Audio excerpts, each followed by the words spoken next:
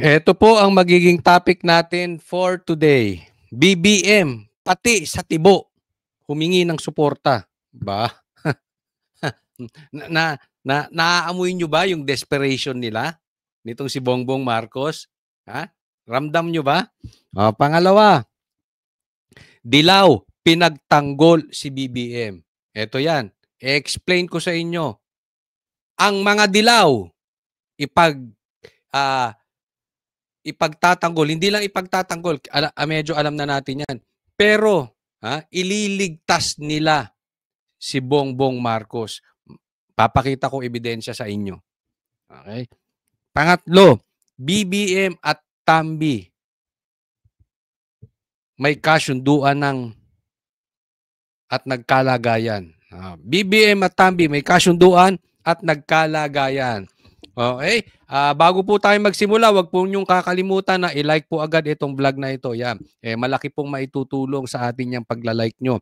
Pangalawa po, konting lambing, muli tayo magpapaalala sa mga hindi pa po subscriber ng channel nitong Coach Oli News page, wag pong kalimutan mag-subscribe po. Okay? Hindi na po natin pagtatagalin. Diretso na po tayo agad-agad sa ating topic dahil kay Coach Oli, ang bida ay ang balita. Eto, hinamon ni Kiko Barsaga si Tambi, natakot. May mga security pa. Tingnan nyo to. Pasok sa office speaker, totoo po ba? Medyo mainit pa yung ulo niya pero kakausapin ko ulit. And hopefully we might be able to get inside and have a personal heart-to-heart talk. Ayan, tinatanong, nagkausap ba kayo? Pinuntahan niya, mainit pa ulo, hindi sila nagkausap. Tuloy. Anong paliwanag? Ha? Anong paliwanag? Hindi, kasi may... Okay. Hindi, sabi lang ng guard doon na a private meeting, nag-sorry sa akin. Sabi niya hindi ako makakapasok sa office ni Romualdez. And I said, that's fine, you're just doing your job. It's okay, but just please tell Martin Romualdez that... Kung dito lang tingin ko. Yes. Sabi lang kay Martin Romualdez na nabaltaan kung gusto niya akong kausapin last week and I'm open to having a private conversation with him. And I like to congratulate him on his graduation from House. Ang tapang talaga nito si Barsaga, no?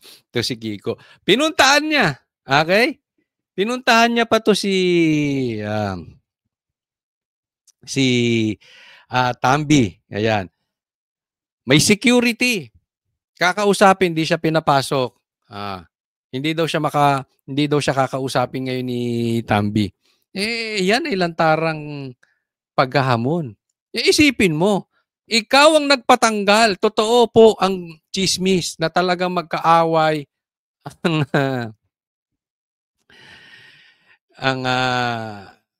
itong D at itong meow-meow na ito, ang pusa at ang buwaya. Magkaaway po talaga. Pinuntahan niya pa siya. Isa siya sa nag-trigger. Alam naman natin, yes, maraming naging cause ng kanyang pagkakatanggal. Lalong-lalo na kayo, taong bayan, dahil sumigaw po kayo ng inyong nararamdaman. No? Kayo ang major player dito. Pero alam din natin na talagang binabanatan talaga nito. Isipin mo, pupuntahan pa sa opisina, may security pa. Buo ang loob ng mama na ito. Daig pa nito si Bongbong Marcos. Alam mo, sana lang itong si Kiko Barsaga, sana walang sapak. Kasi sinasabi may sapak daw to . Hindi ko alam kung totoo yun o hindi. But, at sana sa ngayon, maganda ang kanyang ginagawa. Talaga namang, diretso siya. Hindi yung save the king. Wala po itong save the king. Talagang binanatan si Tambi. Binabanatan pati si Marcos. Parehas. Oo, matapang talaga. Kaya lang, sabi ko nga, baka mamaya in the future, pag nakaupo na to na magandang posisyon, maging tuta, parang si Tito Soto. Diba? But anyway, saka na muna natin problemahin yon. Let's not worry about tomorrow, for tomorrow will take care of itself. So dito muna tayo. So far, maganda ginagawa niya. Hopefully, ito ay isa sa mga, alam mo yung mga batang politiko ang gagaling ngayon. Leadership. Pero si incoming speaker, makakausap niya? Hindi ko pa nakakausap. But I'd like to... Pero nandiyan daw siya sa loob . Mali mo ba ako yung incoming speaker? Umaasa pa rin kayo? Well, there's always hope. Ano mang expected mangyari mamaya sa plenary? Plenary, well, we have no expectations. But if ever they elect another speaker that is, kasi posible yung magiging bagong speaker ngayon ay yung pro-admin si Boji D. Deputy Speaker siya ni Romualdez. Yes, si Boji D lang ang na-promote, ano? Feeling ko pag siya yung naging speaker, mauulit yung issue na to next year kasi parehas lang sila ni Romualdez. Both under Marcos, walang mangyayari dito. We'll go to the same problems if we elect the same people. Tapang talaga. Pati si Boji, binanata na agad. Walang mangyayari.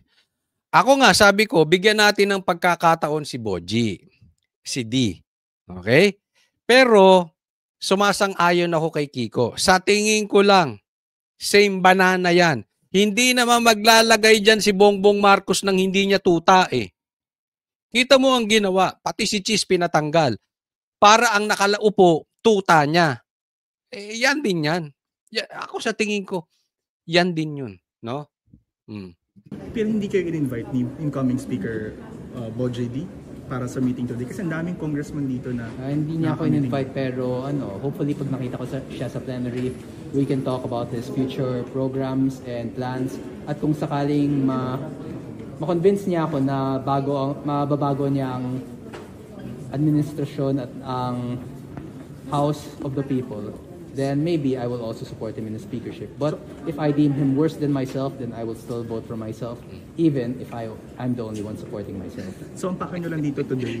Ang sakit, no? Kung ang nanalong speaker ay itong ang tumakbo ito si Kiko, talagang nililigaw niya. Wala naman siya, hindi naman siya kumandidato. Hindi, nililigaw niya lang sa media. Magaling mag-play ng media to si Kiko. Hindi naman siya talaga eh. Si Boji tumakbo, wala namang kalaban as speaker. So pero sinasabi niya gusto niya maging speaker, 'di ba? Ang daming naninlang, ang daming naligaw nito. Pero ginugulo sila. Pero in short, ang sakit nun, kung sakaling siya ang pumalit, 'di ba? Ang bata-bata pinalitan siya. Yung bumabanat. I mean, isipin mo, sinong nagpatumba, isa sa mga nagpatumba kay Tambi? Ito. 'Di ba? Ang masakit niyan, ang lakas mangasar. Ang lakas mangasar. And he is having fun. Kaya ang daming galit na galit sa kanyang mga tuta. Natural eh. Natural. Kaya kayo pumunta rin sa office speaker para sana makausap si Martin. Gusto lang mag-hi kay Martin and say, musta? Musta? Congratulations. Bye-bye na. Bye-bye, Crockett. Sorry. Pangasar talaga. Isipin mo, galit na galit na. Mag-hi ka pa. Oh, magko-congratulate ka pa, babay Crocs. No, hindi talaga nang pinuntahan niya, ginawa niya. Isipin mo 'yun, medyo mabigat 'yan. Ha?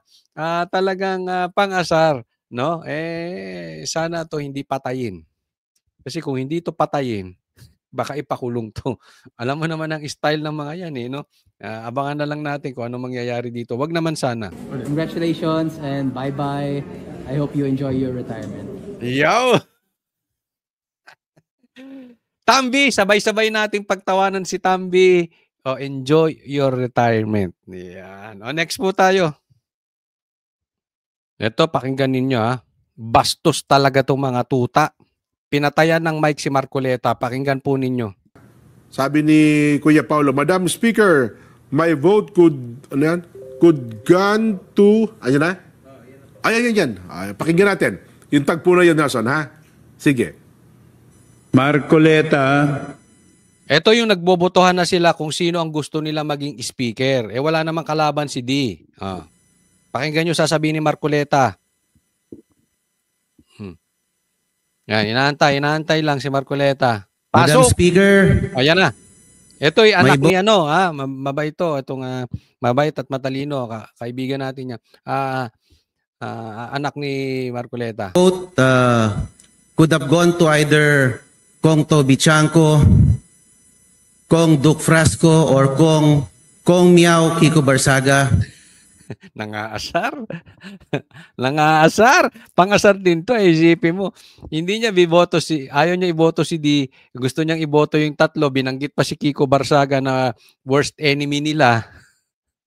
Ako siguro. Mga asar din ako. Sasabihin ko gusto ko sanang iboto si Tambi kaya lang nag-resign na.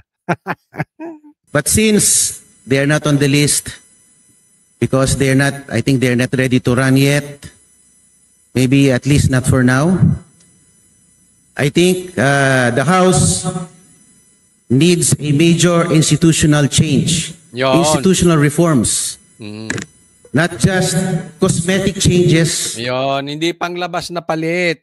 Kasi yung kay D, panglabas na palit. Talagang major revision. O, yung totoo. Ha? Huwag yung nililigtas lang si Tambi at saka si BBM. We are not honoring anyone Point of right order, now. Madam Speaker. We proceed with the election. Point of order, Madam Speaker. Secgen, please proceed. Ayun na, nako. Patay. Ayun, so bigla siya pinutol. Oho. Sabi niya, we are not honoring anyone right now. Proceed with the election. So, ano lang pala, ang pinapayagan lang ata ay boboto ka ba kay kung Faustino D? Wala. Eh, syempre, barado sila doon. Talagang, ganyan naman kasi sa Kamara, di ba? Makakapagsalita ka lang, teritoryo ni Tambi yan, makakapagsalita ka lang pag ang sasabihin mo pabor sa kanila. Even sa investigation ng TRICOM, Quadcom, etc. Pag yung sasabihin mo ay hindi napasok doon sa gusto nilang marinig, babarahin ka na. Yung mga yan, ang kaya lang naman yan. Mga vloggers. Pero tingnan nyo, duwag kay Tambi. Di ba? Pagka hindi na maganda sasabihin, tatama na doon sa hari nila. Papatayan ka ng mic o babarahin ka, kukuyugin ka. Yan po ang style. Next po tayo. Nako po, eto. Tingnan nyo po. Ito ay napaka-importante nito, ha? Okay? Binalita to ng bilyonaryo sa Facebook nila. Ay, ito naman, kung merong Kiko Barsaga na matapang, meron namang Kiko Aquino D. Aquino. Sip-sip sa Marcos. Diba? Parang dati lang, sinusuka nilang Marcos. Mamamatay tao, magnanakaw, lahat na lang, kulang na lang pangalan ng Satanas. Si Bongbong Marcos ng mga Aquino. Pero tingnan nyo ngayon. Ha? Kung may Kiko Barsaga, may Kiko Aquino tuta. Ang mga Aquino, naging tuta ng Marcos. Pakinggan nyo. The upcoming trillion peso march, kasi tinatawag nilang trillion peso march eh. Kasi yun daw yung nakurakot. Protest on September 21 was not intended to call for the impeachment or resignation of President Ferdinand Marcos Jr. Kita nyo? Hindi lang kinakampihan si Bongbong. Hindi lang tahimik kay Bongbong. Inililigtas pa ang kanilang hari. Kaya ito ang dapat pag-uusapan. Ito ay pagmimitingan. Ha? Kasi may rally sa September 21. Pero hahaluan ng mga katulad nito si D. Paano aayos ang bansa natin kung ililigtas ninyo yung mastermind? Di ba? Anong gusto nitong si D? But to call for accountability over the widespread corruption of the government amid the flood control scam issue. Paano magkakaroon ng accountability kung hindi magre-resign si Bongbong? Because he is part of the problem. He is one of the biggest problem of the Philippines. He is part ng anomalya ng flood control na yan. Di umano. Kailangan may ganon. Di ba? Anong nangyari sa iyo, Aquino? Anong nangyari sa Dilaw? Anong nangyari sa Pinklawan? Talagang kumakain kayo ng tae. Kinain nyo na, kinain mo pa. Kaya wala akong kabilib-bilib dito sa mga Dilaw na to. Wala talaga. Ang nililigtas lang nito sarili. Hindi ba kayo nakakaramdam noon pa? Pinalitan nila si Marcos Sr. Dahil magnanakaw, okay yun.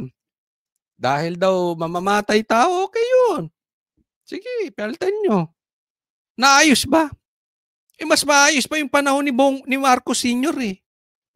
Kaysa sa nung pumasok yung Aquino, dalawa naging presidente, nagkaloko-loko Pilipinas. At higit sa lahat, Laganap ang komunista, huwag tayo maglokohan. Oh. Anong gusto mangyari nito mga to? According to the multi-sectoral gathering spokesperson Kiko Aquino D. Hindi ko alam kung paano nila aayusin tong rally na to. Ako medyo naguguluhan dyan. Pero kung sisigaw kayo dyan sa rally nyo na hindi ninyo dapat tawagin ang pag-resign ni Bongbong Marcos,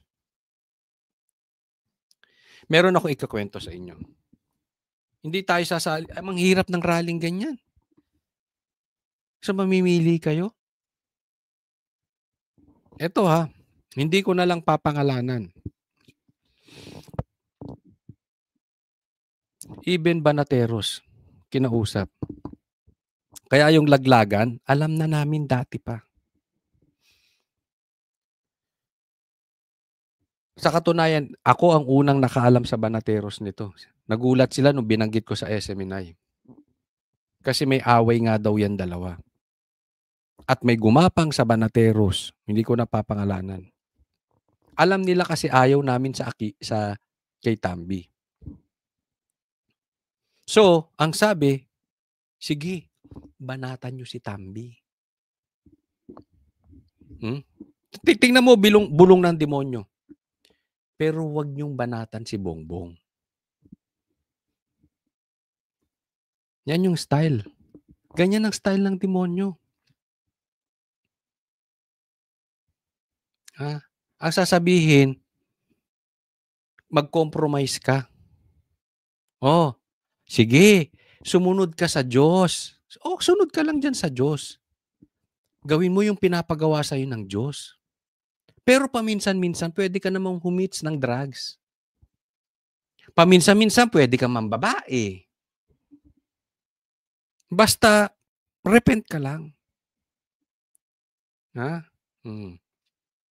Paminsan-minsan, pwede ka mambugbog, pwede ka magnakaw. Basta pagdating ng linggo, simba ka. Ganyan po ang gustong gawin sa amin. Sige, banatan si Tambi. Suportahan namin kayo. Okay yan, go. Pero huwag niyo banatan si Bongbong.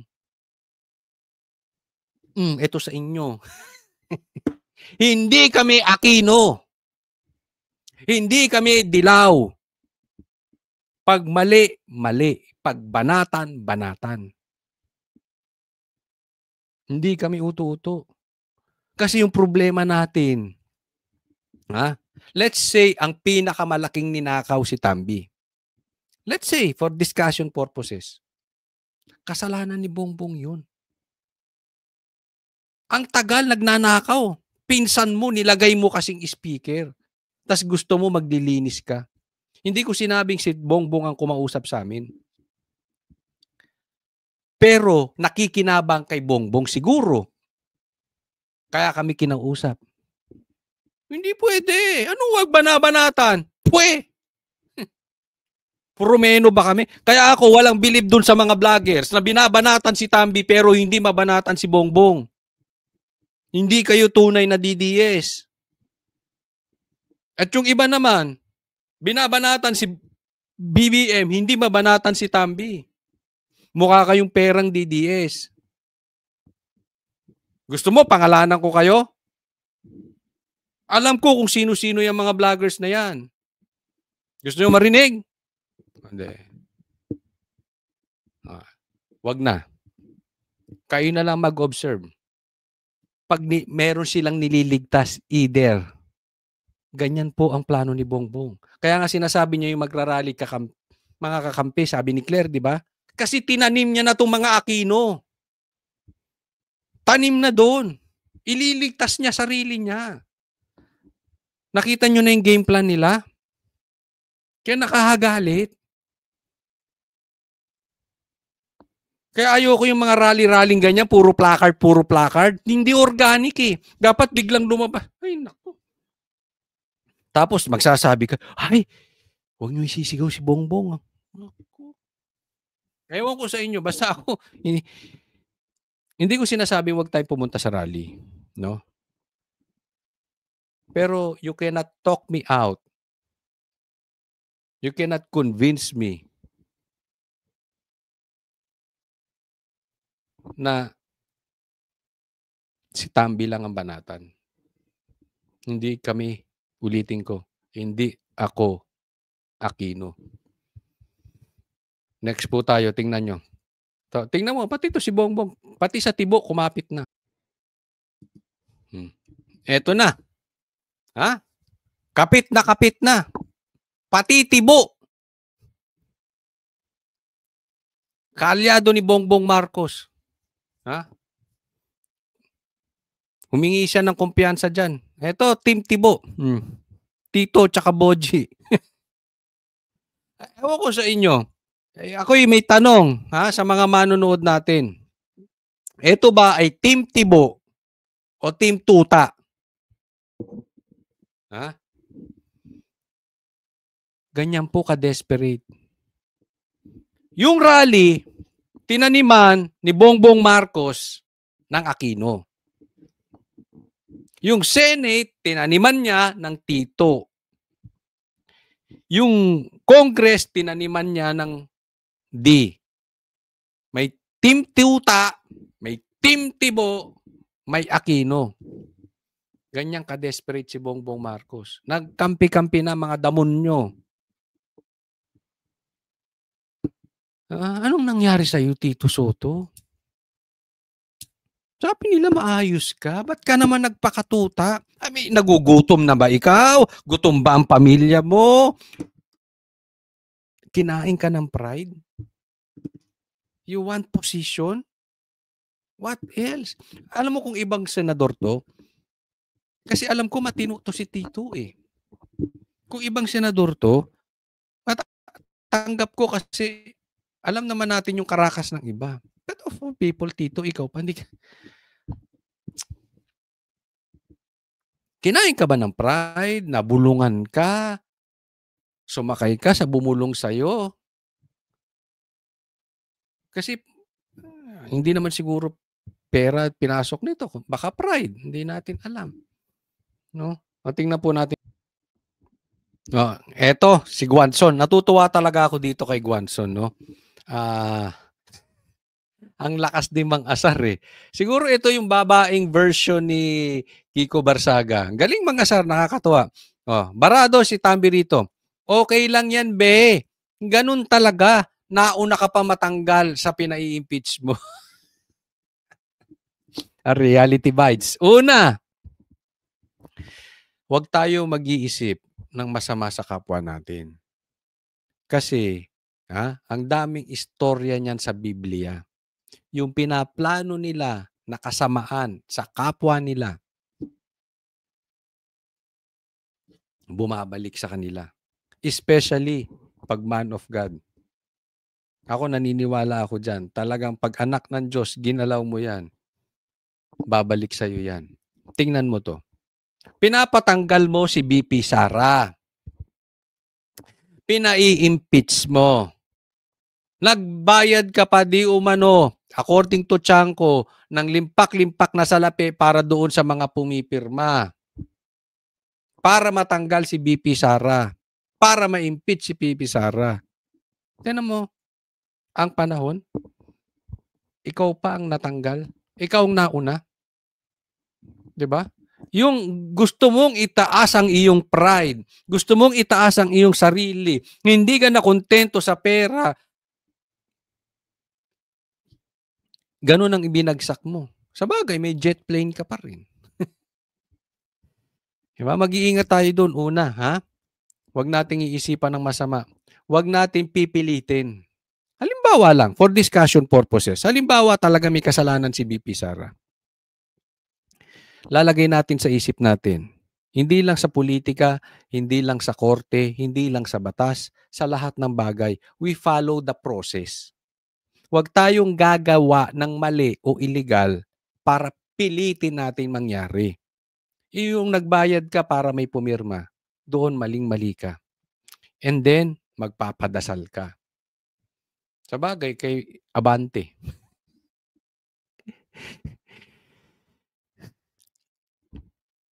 Pangalawa, ako po ay natutuwa 'pag tayo pong mga tao ay nananalangin. Ako sa tingin ko talagang dapat maging parte ng buhay natin ang panalangin. Dahil ginawa tayo ng Diyos para sa Kanya. So we should always pray. Naniniwala ako diyan. Pero 'wag nating gagamitin ang panalangin for our own agenda, 'di ba? Kasi alam mo yung datingan niyo diyan? Alam mo nakikita ko ngayon sa kanila? You are like Pharisee nung panahon ng Panginoon. You are hypocrites. Ha? Sa labas, parang ang titino ninyo, kung makapagsalita kayo, ang gagaling ninyo, ang linis-linis ninyo, wala kayong kinurap. But in reality,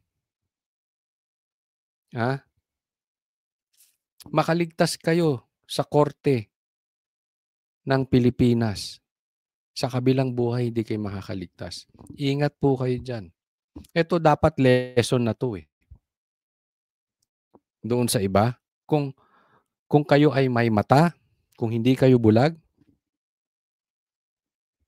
kung kayo ay may tenga at kayo ay hindi bingi, kung kayo ay nakikinig sa Diyos, dapat dito malalaman nyo na.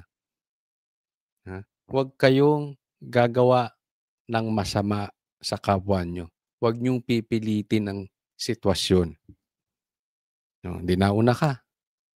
Ngayon, titingnan natin kung magbabagong buhay to si Tambi. Kasi, alam nyo, ako naniniwala sa buhay. Pag tayo ay walang problema, pag tayo ay marangya, hindi natin nakikinig ang Diyos. Pero pag tayo dumadaan sa problema, parang megaphone ang boses ng Diyos para sa atin. Kaya tingnan natin kung ito ngayon ay makikinig. Dahil ngayon dumadaan siya sa problema, kaliwat kanan, makakasuhan pa to. Diba? Tingnan natin. O, next po. Ito naman, tingnan naman natin itong sinabi ni Kiko Barsaga. Hindi makukulong si Romualdez habang si Marcos ang Pangulo. Ako, naniniwala ako dito. At ang ganda ng hashtag niya, tingnan nyo. Dati ang hashtag niya, Philippines versus Romualdez. Ngayon, nag-resign na, tagumpay na, partially, Philippines versus Marcos. I agree with yung hashtag niya. Marcos resign. Again, I agree. I agree dito kay Kiko Barsaga. Hindi makukulong si Romualdez. Alam mo, pinuntahan nito, di ba? Pinatawag to si Romualdez at pumunta naman si Romualdez dun sa Office of the President. Ulitin ko yung sinabi ko no, na hawak nito eh. Hawak nito ang pera. Maraming pera to si Tambi. At the end of the day, magpinsan din to. Bagamat sila may away, wag po nating palulusutin. Wag nating, kasi posibleng meron na silang kasunduan. Hindi ko alam kung may involved na pera, or may involved na posisyon, or may involved na kondisyon, di ba? Pero hindi imposible na merong kasunduan to. Posibleng sinasabi ni Tambi, hoy, wag mo na akong paligtasin mo na lang ako dito. Di ba? Hati tayo. At alam ko meron ka rin namang nakuha. So hindi na kita ididiin, wag mo na lang ako idiin. Diba? Kaya hindi makukulong to si Romualdez hanggat nakaupo si Bongbong. Kaya wag tayong papayag. Ito nga may komentaryo gusto kong basahin. Ewan ko kung na-screenshot ko. Ganito na po ang kuntsabahan. Sabi ni Sas dito, why is Kiko distancing their trillion peso march from being an anti-Marcos demo? Dude, did you disclose to your followers that Lisa Marcos Araneta is your relative? Si Lisa, kamag-anak, di umano ng Aquino, si Kiko D. Same na yan. Si Marcos naman, kamag-anak, si Tambi. Hindi na rin maglalaglagan yan hanggang dulo. Hanggang dyan na lang yan. Hanggang ano na lang 'yan, hanggang for show. Kaya nga sabi ko, wag natin papasukin yung balitang about China na naman, wag. Dapat managot si Tambi, dapat mag-resign din si Bongbong Marcos. Wag natin tatantanan, rolling na po tayo. Nasa momentum na po tayo. Total, may mga tumutulong sa atin, si Guanzon, si Kiko, 'di ba? Maraming nagsisiwalat ng ano. Hindi lang 'yan, marami pang lumalabas. Andiyan na ang sundalo, andiyan na ang mga pulis. So tulong-tulong lang tayo, wag bibitaw. Maraming salamat po. Wag pong kakalimutan doon sa mga hindi pa po nakapag-like at subscribe dito sa channel ni Coach Oli News PH. Like nyo po itong vlog na to and then subscribe. Maraming salamat po sa inyo sa panunood. God bless everyone.